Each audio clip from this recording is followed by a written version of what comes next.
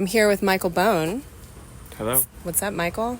I think we should start out with our secret handshake. Try that? Okay.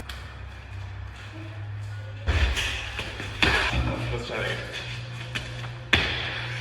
We're at 1078 Gallery. Here all along is what I named the show. And there's a bunch of paintings. I knew you first as a musician. Talk about how painting came into your world and how you added that to your creative practice. Well, I've drawn for a long time just with a pencil or a pen, and I started making little comics of my daughter, and just being able to kind of arrange things on a page has always sort of interested me. I don't make things up very well from my brain. I just sort of like looking at something and solving the puzzle of drawing it. And oil paints in general just came a lot easier to me than... I think music and music recording sort of set me up to have the patience to learn something, like learning an instrument.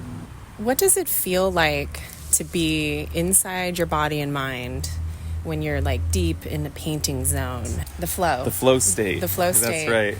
Describe that. What does it feel like when you're in the zone? Yeah. Playing jazz drums or something is similar, where if I'm really doing my best painting, or I'm at the most at peace, you've practiced these things, and especially mixing color, it's not like I'm not thinking I need to mix this red with this yellow to make the orange I need. It's looser than that, and I'm just shifting things.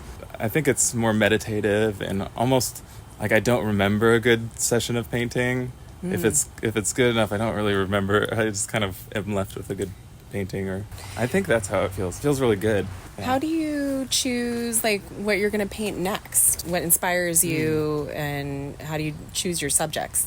I do a lot of running and hiking and stuff, so I don't go seeking a beautiful scene. It's more, it just kind of, I happen upon them every once in a while. What do you hope for people to feel when they're looking at your paintings and experiencing these images that you created? Sure. I hope they just, maybe notice something about the subject that they hadn't before, and maybe next time they're looking at one of the spots I've painted in real life, they might be like, oh yeah, this, the distant mountains are actually really blue or violet, and I didn't really notice it until I saw it in paint. And that's kind of how I was opened up seeing certain paintings, realizing, wow, the sky does get deeper blue as it goes up, or leaves have a sort of twinge of deep blue right around them if you look really close.